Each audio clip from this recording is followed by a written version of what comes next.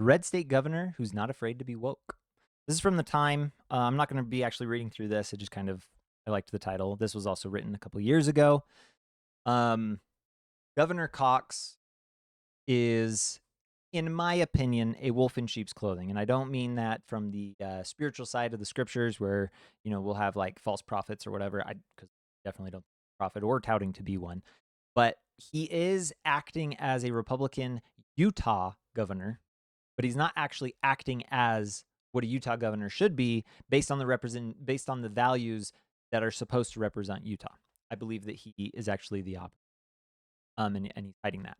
So I have here his Substack where he wrote an accounting of my actions on DEI. Governor Cox has had his views changed and altered from when he first became governor until now, or at least either they have changed or he's lying. I actually believe that they have changed slightly. I think he has woken up slightly to the wrongs of DEI, the perniciousness of what they're actually trying to accomplish. They spout good things out loud, and the words and the verbs that they use is all about, uh, we're diverse people, multiculturalism, we need to be inclusive. He specifically calls out equity in here, and I definitely will too. I don't believe in equity in this type of situation that they're calling for.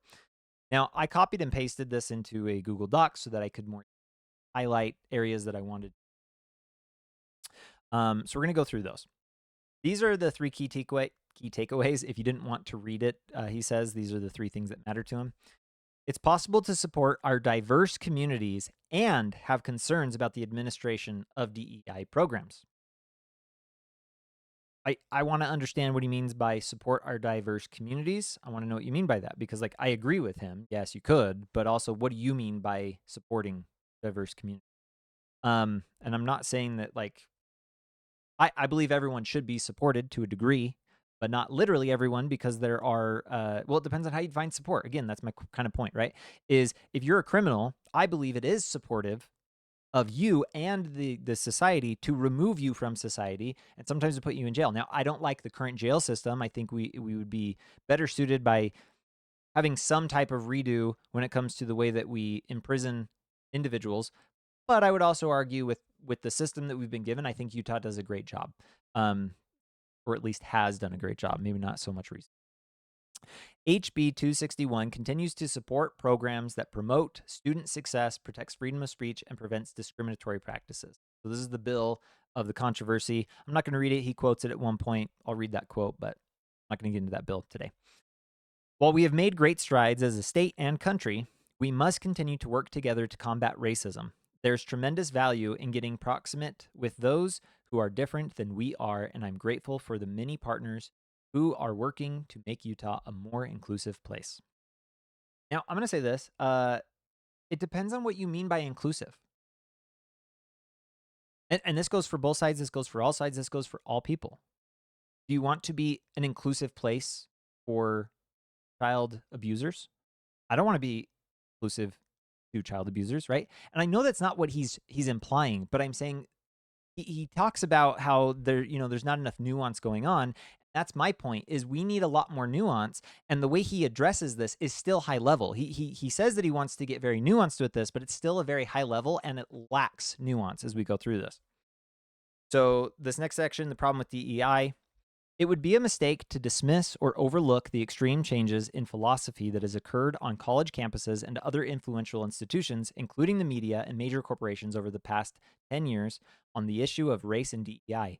We used to aspire towards the dream of Martin Luther King Jr. of a future where our children will not be judged by the color of our skin, but by the content of their character. Now Americans are accused of systematic racism for quoting the simple, immortal words of Dr. King, up is down. I actually agree with that very much.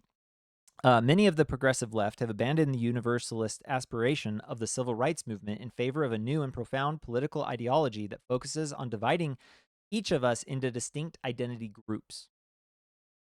Agreed. And this is where I say I think that he has slightly had a change of heart. I think if you go back a decade, if you go back 15, 20 years, for the most part, especially in Utah, everyone agreed, like, racism's bad.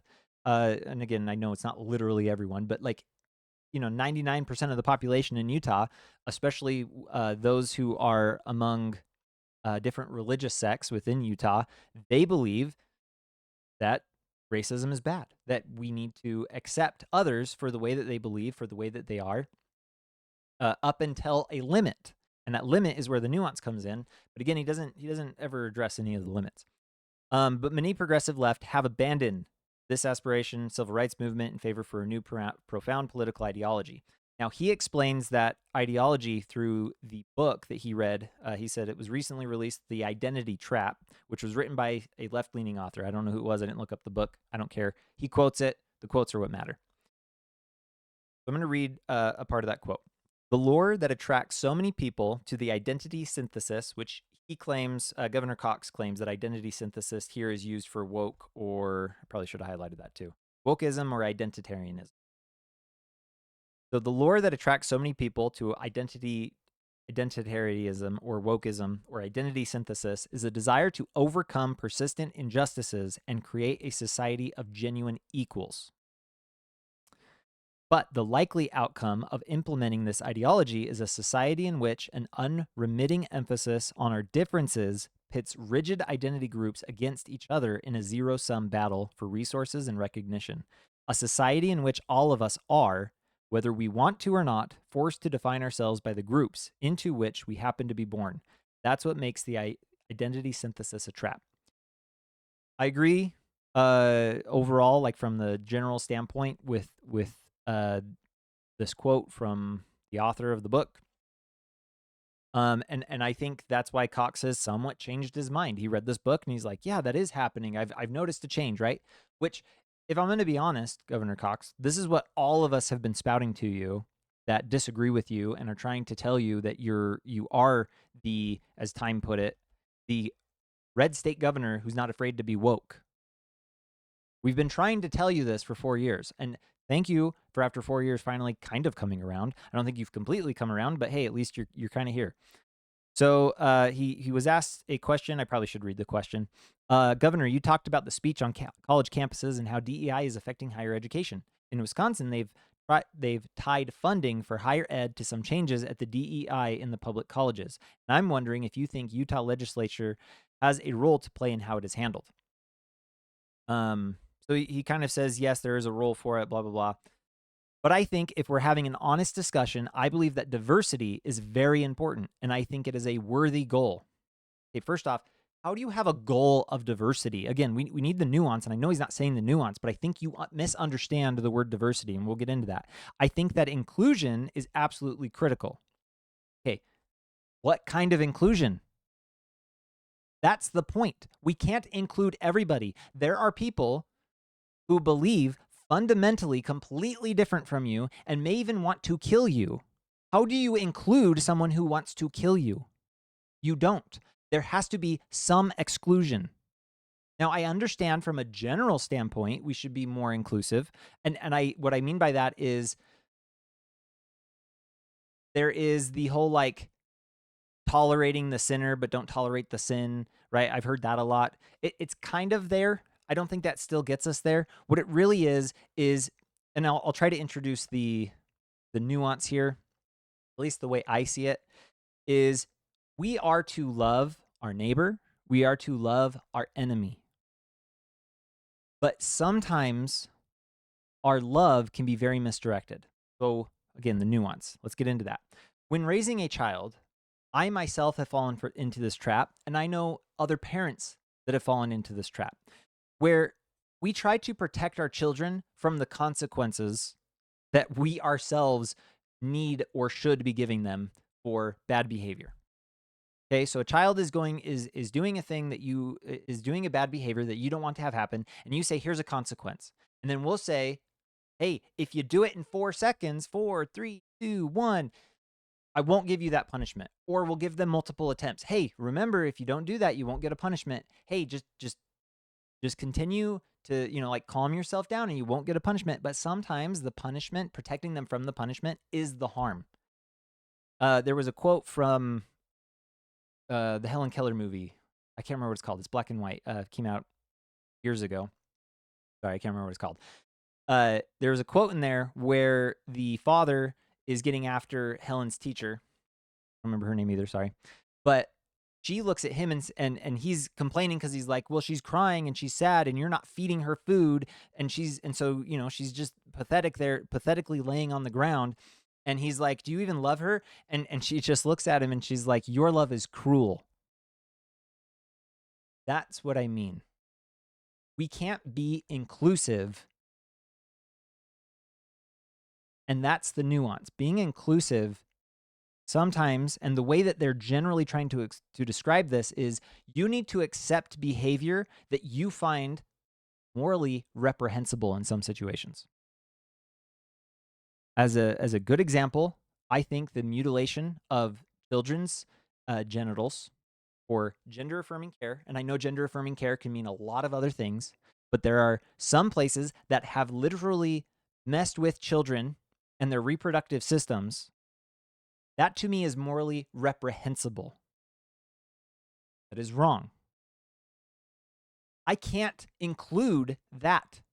That cannot be included into my way of life. That cannot be included in the way that we move forward as a nation. That is going to stand over us as a judgment against us. Same with abortion. Abortion is morally reprehensible, and I cannot include that into my life. It is my duty as someone who believes in the gospel, who has been warned, to warn my neighbor that we must repent. You cannot be inclusive to evil, because then you yourself are evil. And I know that that's not what he means, but again, he's not being nuanced here. And I think if I was to have this conversation, you'd be like, well, I mean, I understand what you're saying, but... And he wouldn't actually get nuanced. Because I think in his nuance, he actually doesn't have a true belief system that grounds him to reality. I think it just comes from a general... the facade of, I understand and I'm going to be the better man and I need to be polite and civil and kind. Yeah, sometimes we do. But sometimes you also have to recognize that if you read the scriptures, Jesus himself called those in charge snakes, vipers, children of the devil. There are times in the scriptures where he commanded his people to go to war and do some things that I don't know if I could actually do. So maybe I'm the problem. All right. The Declaration of Independence makes it very clear. I love the idea that all men are created equal, but that comes before life, liberty, and the pursuit of happiness. And I think that was very intentional. And so these are worthy goals and important goals. What goals? Like life, liberty, and the pursuit of happiness are good goals, but we have to define what the pursuit of happiness means. Right now, it means forcing other people to obey your will for some individuals, left and right. That's not liberty. We are removing from some individuals the ability to procreate, to create life. So you're also denying that by saying inclusivity. And here's the other thing. What does being made equal or all men are created equal even mean? Because we know for a fact that that's on its face not true. Okay, I could have been born into a very rich and powerful family and had control over a corporation and being able to being given things, and just their knowledge can help me to increase my ability to earn more and do more and be more. I could also have been born to a drug-addled mother who abused me as a child. That is not equal. So what did they mean by equal? First and foremost, they were talking, obviously, from a legal standpoint. So they're saying legally, everyone has the same rights and privileges. Everyone is given, from a legal standpoint, from the law, that they will be treated the same in the form of law. And then that's where the word equity used to come into play. It still does come into play, but where it actually comes into play in an effective way is equity, is that everyone deserves an equal outcome under the law. If someone committed a law, if someone was a criminal and broke a law, another individual under the same circumstances should receive the same outcome. That is equity under the law. Okay? That's what they believed when they were talking about equality. All men are created equal. So the next part, two things have happened. One, there's just been an explosion in the administrative programs. I mean, if you just go back and look at the number of people in these offices, it's just astounding to me. I had no idea that there were these many programs, these many people working in these offices. And so then the question is, well, what are the outcomes? Now, I could agree with that. Like, let's see what's happened with the explosion. If there's been a giant explosion, has any good come from it? Has any bad come from it? Like, we need to weigh the options of what it actually produced. So let's see. Are we actually making a difference? Are we not seeing any evidence? And we are not seeing any evidence that they're actually working. And in fact, what's happened is kind of this identity politics and philosophies have kind of infiltrated these. What I think were very well-meaning ideas and programs, which they were not well-meaning ideas or programs, and I'll get into that in a second. What we're actually seeing is the reverse, that we're drawing battle lines and that we're using identitarianism to force people into boxes and into victimhood. And I don't think that that's helpful at all. In fact, I think it's harmful. It is harmful. It is by design. It was the meaning of the program. DEI, identitarianism, comes from critical race theory, which comes from critical theory, which is a Marxist-style belief. It is part of communism. It is evil. The intent is to cause the harm and the divide. It is the intent. And your lack of understanding that, Spencer Cox, is what's making this problem. Now, maybe what you're trying to say, and I'll do the nuance here and try to stillman your argument, maybe what you're trying to say is that the people who are trying to institute it are well-meaning, are well-intentioned.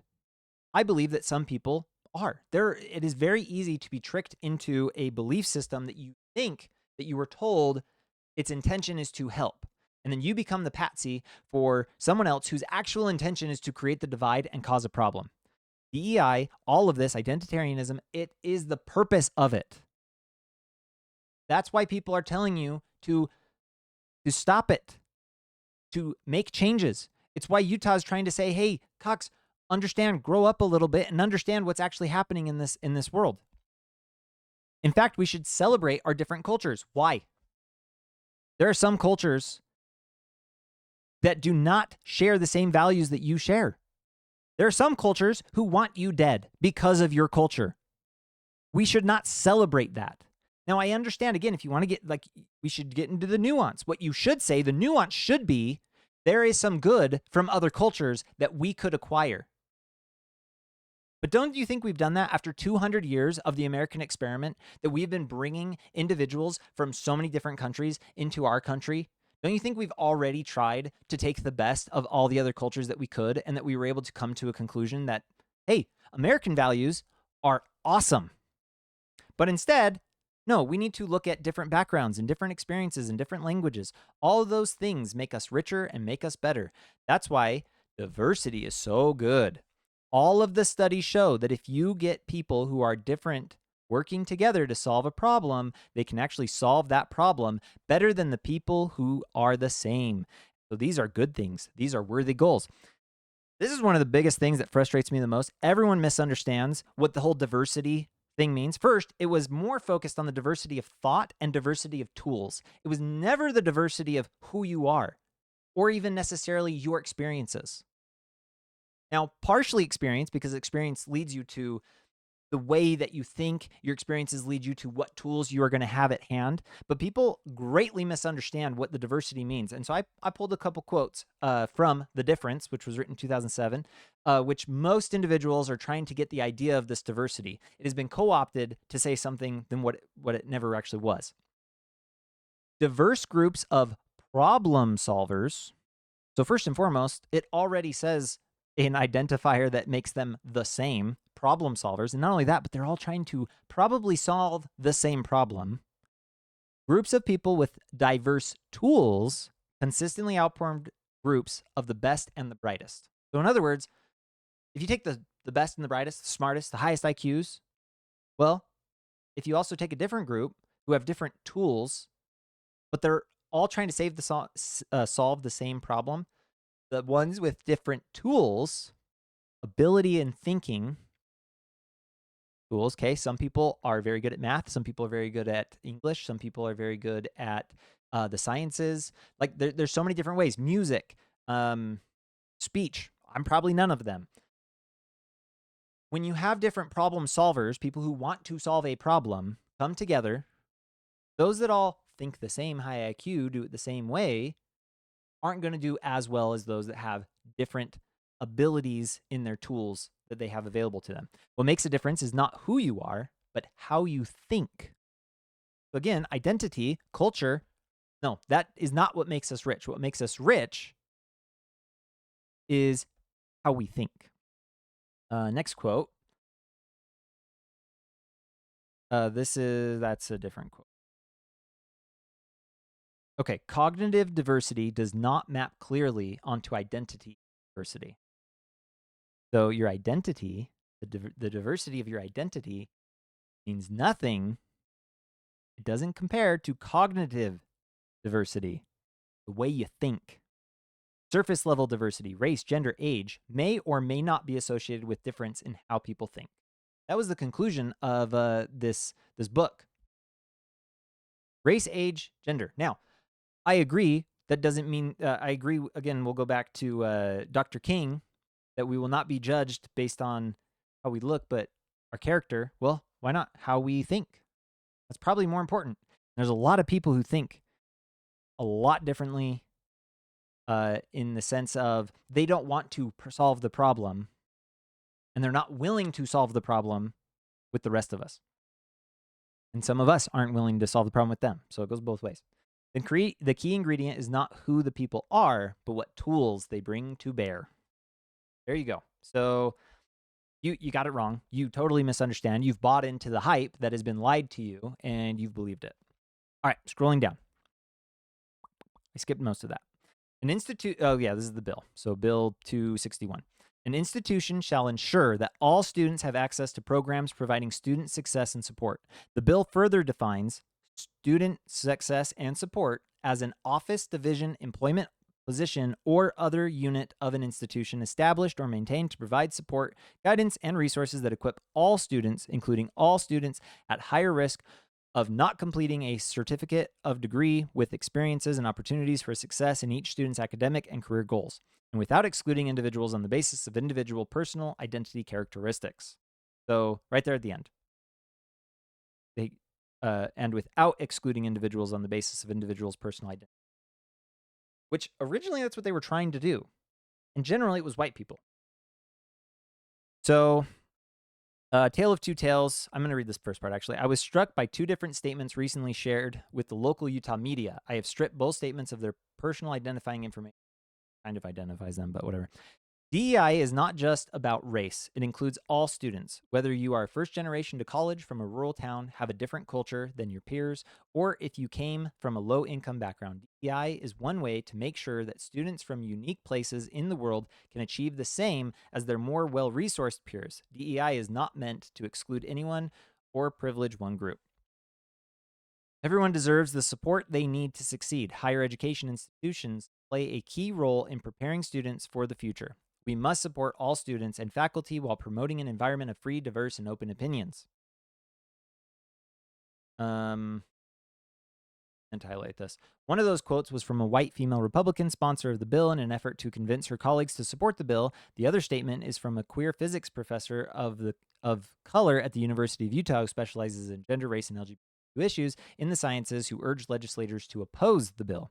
As you can see, both use nearly identical language, saying that we should help all students no matter their background. One wanted to expand DEI funding to include all students. The other argued that we must not change DEI funding because it benefits all students. Yeah, so in other words, it's by design. DEI is not meant to benefit all students. DEI is not about all students. DEI is specifically and intended for the separation of identity groups. Like, it's kind of funny that you call it out, but then you're like, well, DEI, like what it means, blah, blah, blah. I'm afraid that in our shouting, we have stopped listening to the actual words we are saying. Unfortunately, the conflict entrepreneurs are desperate for the latest clicks, and we know from social media algorithms, nothing sells better than anger. Now, that is true. Nothing does sell better than anger. I'm a little angry. I could probably tone it down. Now, I wanted this quote, honestly, because it upsetted me because here it is, conflict entrepreneurs. He's used that word a lot. And at one point in an interview, after talking about Charlie Kirk, he alluded to there was a small illusion that Charlie Kirk was one of these conflict entrepreneurs. I'm sorry, Charlie Kirk was not. He just actually had values and stood for them, unlike yourself, Spencer Cox, who says he has values and says one thing but does another. Also, I don't think you actually understand what your values are, but whatever. All right, this video is going longer than I intended, so I apologize for that, but here we go. While government cannot and should not guarantee equal outcomes, or equity, the E, government can and must work to make sure that everyone has equal opportunity, regardless of race, gender, and sexual orientation. No, it does not. Government's job is to make sure that we do not infringe upon on each other.